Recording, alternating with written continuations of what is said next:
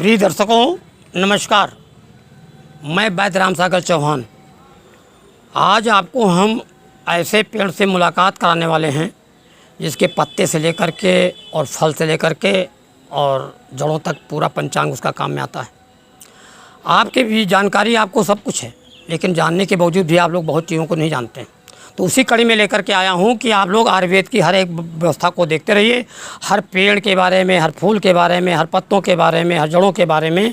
और आपके दरवाजे सब लगी हुई हैं, आपके आसपास लगी हुई हैं, लेकिन अगर हम उनको नहीं जानेंगे और उनको नहीं पहचानेंगे, उससे लाभ नहीं उठा पाएंगे तो आपका कुछ जी मतलब नहीं होता है। हमारा मतलब है जी आपको लाभ मिले और मैं आपको आयुर्वेद के माध्यम से, जड़ी बूटी प्रचार प्रसार के माध्यम से लोगों को जागृत करने के उद्देश्य से मैं आपको वीडियो के माध्यम से दिखाने जा रहा हूं कि ये जो आप देख रहे हैं ये पपीते का पौधा है।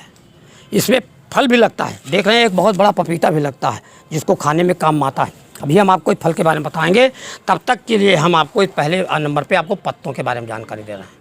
ये पपीते का पत्ता है, इसको थोड़ा से तोड़ लीजिए, तोड़ करके आप पीस लीजिए। पीस करके ऐसी बीमारी चल रही है डेंगू, जो जानलेवा बीमारी है, और बहुत से बुखार चल रहे हैं और बहुत सी बीमारियां चल रही हैं, जिसकी वजह से हमारे शरीर में प्लेटलेट्स कम हो जाता है, जिसके लिए डॉक्टर लोग बहुत पैसा लेते हैं प्लेटलेट्स बढ़ाने के लिए, और आदमी बहुत परेशान हो जाता है पैसों से। तो मैं बता दूं, जब दरवाजे पे आपके लगी हुई है ऐसी पेड़ की पत्ती, तो उसे तोड़ करके पीते रहें और लाभ उठाते रहें। उसके प्लेटलेट्स को नाप जो कराते रहिए और उसकी जानकारी लेते रहिए। उसी कड़ी में मैं लेकर चलता हूं कि ऐसी बीमारी को, ऐसी जानलेवा बीमारी को से छुटकारा पाने के लिए और शरीर में प्लेटलेट्स कम होने पर उसकी बढ़ोतरी के लिए इसके पत्तों का प्रयोग करें और इसको आप देखते रहें। इसके बाद और से लाभ होने के बावजूद भी आप देखते हैं इसमें जो फल लगता है, ये पपीता। आप देखें पपीते का रंग क्या है? पपीते का रंग पीले रंग का है। पहले हरा होता है, बाद में पीला हो जाता है। अब आप समझेंगे कि ये पीला हो जाता है, आखिर इसका रंग पीला क्यों? और इसके अंदर दूध निकलता है, जब तोड़ोगे तो दूध निकलता है, पत्ते तोड़ेंगे तो दूध निकलता है। तो मैं आपको बता दूं इसके पत्तों की दूध के बारे में। आपको पहले जो पपीता तोड़ने पर या पत्ता तोड़ने पर इसका दूध जो निकलता है, मैं बता दूं बहुत सी अंग्रेजी ऐसी दवाइयाँ बनाई जा रही हैं जिसको उसकी जो है उसको दूध को निकले हुए दूध को पपीन कहते हैं। पपीते से दूध निकले हुए को पपीन कहते हैं। और वो दवा जो इतनी कीमती है कि इसके पपीता की खेती करने वाले लोग दूध को बेचते हैं। पपीते का दूध निकाल लेते हैं, पत्तों का दूध निकाल लेते हैं और उसका व्यापार करते हैं। मैं बता दूं आपको, मुझे जानकारी सीमैप से मिली थी कि इसको जो है ये लाखों रुपए किलो का बिकता है। वहाँ के उच्च अधिकारियों से मेरी बैठक हुई थी और मेरी बातचीत हुई थी, तो उन्होंने कहा पपीते की खेती करने से फल तो लाभ होता ही है, लेकिन इसका दूध अगर लोग दूध इसका फल खेती करने वाले अगर दूध इकट्ठा कर लें तो लाखों के भाव बिकता है, किलो के हिसाब से कई लाख रुपए में बिकता है।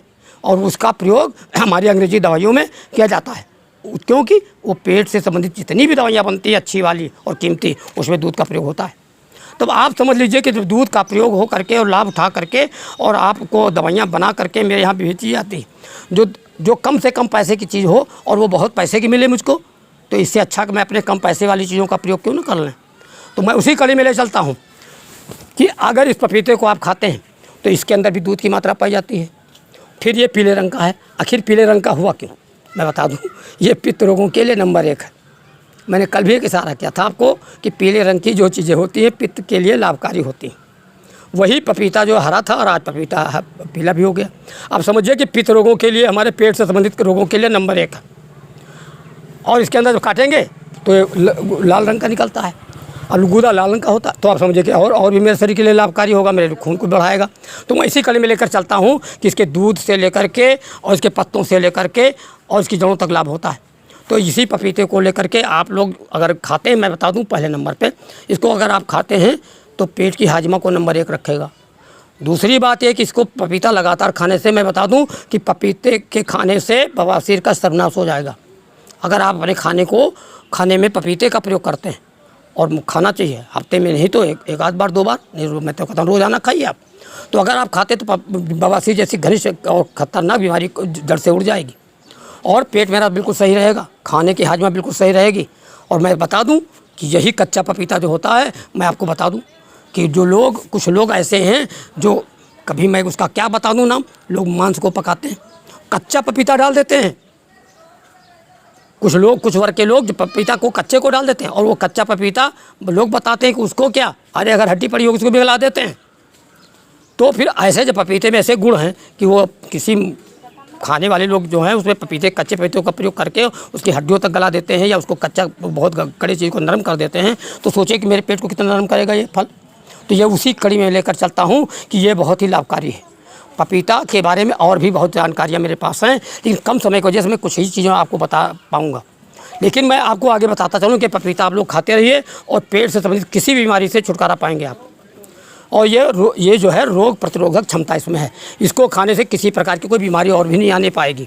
पेट संबंधित, ब्लड संबंधित, खून संबंधित और भी उधर संबंधित कोई बीमारी नहीं आएगी अगर आप इसको लगातार आप खाते रहें। तो इसका फल भी आप खाते रहें और लाभ उठाते रहें। मैं आपको एक कड़ी में और आगे लेकर चलता हूँ। इसके पेड़ के बाद जिसकी जड़ नहीं मिलती, लोग कहते हैं कि ये पपीते की जड़ बहुत कीमती होती है, और हमने भी काफ़ी आजमाया है। पपीते की जड़ को कहीं कहीं तो लोग बताते हैं, लेकिन मैं तो उसको बात को नहीं मानता हूँ कि 21 दिन इसकी जड़ को पी लीजिए पथरी गायब हो जाती है। अरे भाई 21 दिन में कोई बड़ी पथरी होगी, कैसे गायब हो जाएगी? मैं तो खुद कहता हूँ। लेकिन बात एक ही है, इसकी पपीते की जड़ जो है पथरी को गलाने के भी काम आती है।